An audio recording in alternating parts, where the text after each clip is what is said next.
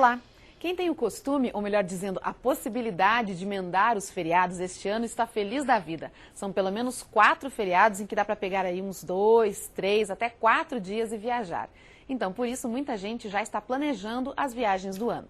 E olha só, uma pesquisa do Ministério do Turismo e da Fundação Getúlio Vargas, que avalia todo ano a intenção do brasileiro de viajar, constatou que em 2011 mais gente pretende botar o pé na estrada. O aumento das intenções de viagem foi de 35%. Então, para que você compre sua passagem e curta suas viagens sem ter problemas e o melhor, gastando pouco, a gente convidou a jornalista Silvia Oliveira, que escreve o blog Matraqueando.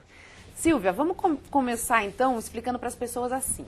Quando que a pessoa deve escolher entre comprar um pacote fechado numa agência, ir lá na agência, deixar a agência resolver tudo, e ela mesmo comprar uma viagem, procurar na internet? Vai depender muito do estilo do viajante. A primeira coisa que a gente tem que entender é que pacote e excursão são duas coisas completamente diferentes. O pacote geralmente ele inclui o hotel, a passagem aérea e invariavelmente um city tour. Antigamente, os pacotes eles eram muito acessíveis, antes da entrada das ditas empresas aéreas low cost. Agora, como a gente tem a possibilidade de usar milhas para comprar um pacote, para comprar uma passagem aérea, comprar hotéis que cada vez mais oferecem diárias acessíveis, ou mesmo buscar os hotéis econômicos também, que já tem uma grande lista aí, fica mais, muitas vezes, acessível comprar por conta. Já a excursão, ela é para aquela pessoa que não quer se preocupar com nada. A própria Embratur diz, não é o perfil do brasileiro viajar com excursão. Mas tem gente que às vezes prefere um destino que ele considera exótico, um destino difícil, como a Índia, por exemplo, ele prefere comprar então uma excursão.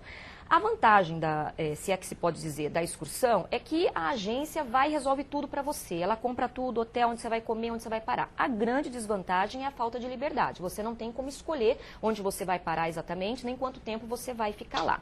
O viajar por conta é o que a maioria das pessoas realmente tem decidido fazer. Até porque, com a entrada dos blogs, um excesso de revista especializada, muitos fóruns de viajante, você consegue ter acesso a uma gama de serviços sem entrar em roubadas, ou pelo menos evitar algumas roubadas. E você tem que, porque na verdade assim, a pessoa tem que tomar muito cuidado quando ela faz essa compra sozinha. Então, faz com a agência, vai lá, esquece.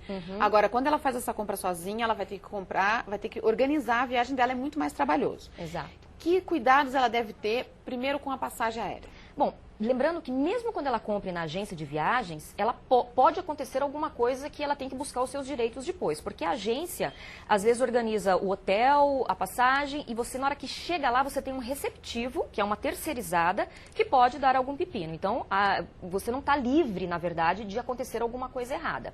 Quando você vai, por exemplo, comprar já uma passagem aérea por conta, pela internet, que hoje é um clássico, na verdade, é raro até alguém ir a uma agência de viagem, ainda que existam agentes de viagem para fazer esse trabalho, vá em sites consagrados, né? Nós temos aí uma gama de sites consagrados em que você pode comprar.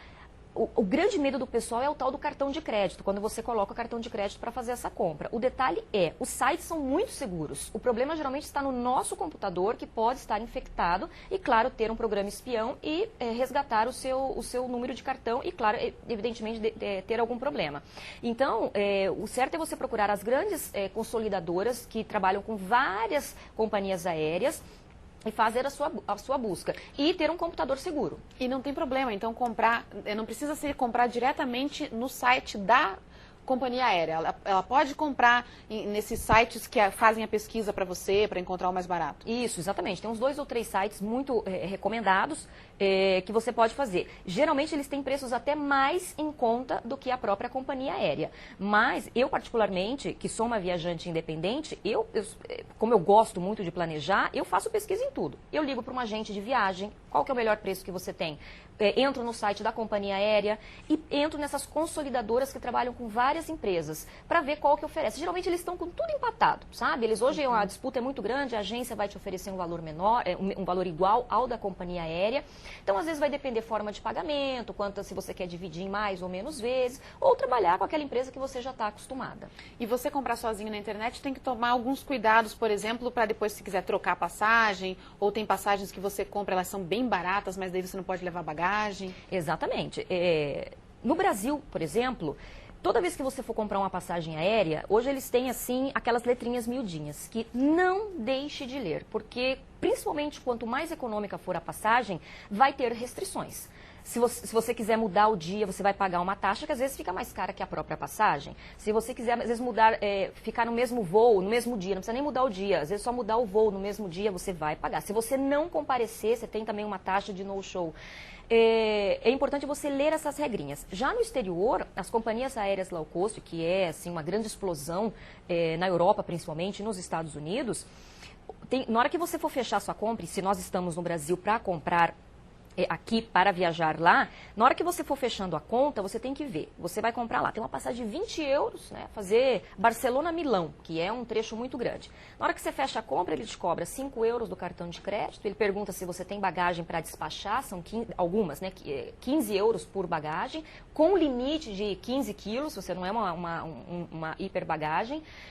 Aí ele te cobra mais um seguro, aí ele pergunta se você quer uma fila preferencial e mais um tanto. Na hora que você fecha a conta, o negócio está enorme. Então, às vezes, é melhor comprar numa companhia tradicional, fazer uma cotação numa companhia tradicional, porque lá o cost, ela vai te cobrar algumas taxinhas, que no final a conta pode ficar bem maior. E algumas até cobram pelo serviço de bordo. A maioria, hoje em dia, a maioria cobra. Se você quiser um copo de água, você vai ter que pagar. E os hotéis? Os hotéis, agora tem muita promoção desses sites de compra coletiva com promoção de hotel. Também a mesma coisa, tem que olhar lá as letrinhas, porque às vezes você não pode desfrutar, por exemplo, do hotel no fim de semana. Exatamente. Tanto sites de compra coletiva, como os próprios hotéis em si, que hoje fazem centenas de promoção. Eu sei que o e-mail hoje é uma maneira muito comum de fazer, mas eu uso muito o Skype para ligar para esses hotéis. Quando eu vejo, até nesses sites de compra coletiva, eu vejo uma super oferta de um hotel, a primeira coisa que, se eu realmente me interesso, eu pego o Skype, porque é um roteiro urbano muito mais barato, caso o hotel seja em outro país, ou mesmo aqui fora do estado do Paraná, e ligo. Olha, é assim, é assado, eu posso entrar que horas, posso sair que horas, está incluído o café da manhã, é pensão, meia pensão. Sabe quando eu tiro todas as dúvidas? Porque a gente tem que entender o seguinte, viajar custa trabalho, dá trabalho. A gente pode perder o passaporte, perde o trem, perde o ônibus, a comida às vezes não está boa, você fica doente, você é assaltado. Então, quanto mais você planeja, quanto mais você tira as informações, a possibilidade de dar errado vai diminuir. E planejar faz parte, então, na verdade, da viagem, né? Porque muita gente pensa assim, planejar, mas tira a graça, né? Eu quero chegar lá e descobrir as coisas. Gente, quem não planeja uma viagem vai chegar no destino sem saber o que fazer, não sabe onde comer, não entende do transporte, desconhece o modus operandi do lugar e simplesmente não vai poder desfrutar daquilo. Isso não quer dizer que você planeja, faça um roteiro engessado e só tem que seguir aquilo. Muito pelo contrário.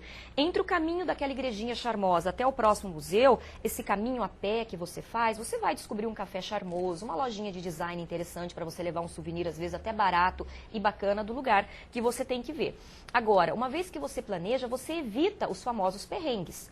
Não que as viagens estejam livres de perrengues, é até legal ter uma historinha ou outra engraçada para contar, mas não aquela que vai comprometer todo o seu passeio.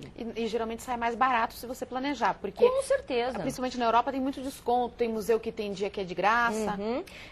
Quando você monta o seu roteiro, primeira coisa, quais lugares, cidades eu quero conhecer? Tanto aqui no Brasil ou no exterior. São essas cidades. O que eu tenho de principal, vamos dizer, praticar? Eu tenho aquele museu realmente que é importante, uma igreja que é muito famosa, um restaurante que é de um chefe reconhecido. Então, aqueles lugares que para você é importante, que de fato são consagrados. Uma vez que você tenha tempo para praticar isso, eleja coisas que você gosta de fazer. Eu gosto de futebol, vamos conhecer o estádio da cidade.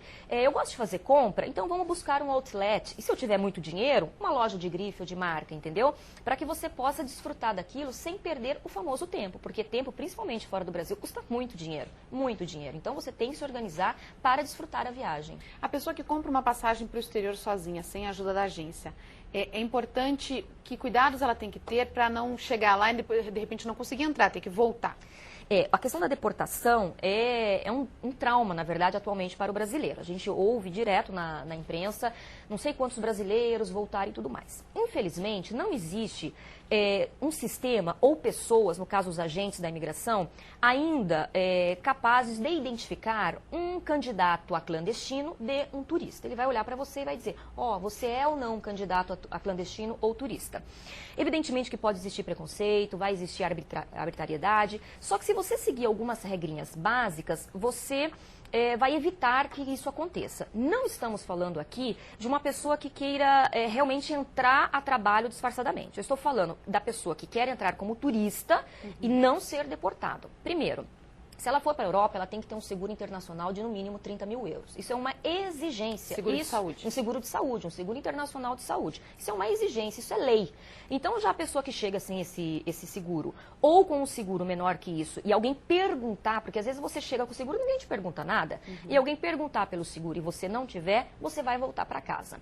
Não chegar com os hotéis reservados, ou com a passagem de volta, e alguém te perguntar dessa passagem de volta ou desses hotéis reservados, você vai voltar para casa. Isso são regras. Hoje, a União Europeia, especificamente, vale também para os Estados Unidos, você tem que entrar com um montante de dinheiro para provar que você tem como se manter naquele período. Esse valor pode ser também, não só com dinheiro em espécie, mas com cartão de crédito e hoje o VTM, que é um cartão pré-pago de débito, por exemplo, né? Para que você possa provar que você tem aquele dinheiro. Então, o cidadão, às vezes, ele é turista, vai ficar na casa do amigo, então ele não tem reserva, ele quer ficar um ano na Europa viajando, mas ele não tem daí a passagem de volta, ele não tem pouco dinheiro, porque aí ele vai querer lavar um prato ali, um prato aqui, não sei o quê. Se o agente da imigração for perguntar para ele esses detalhes e ele não tiver, mesmo que ele queira ser turista, ele vai voltar para casa. Vamos fazer um intervalinho então? Daqui a pouquinho a gente vai continuar conversando com a Silvia e vamos pedir para ela contar para a gente o que é um guia de viagem personalizado. O intervalo é bem rapidinho, não sai daí.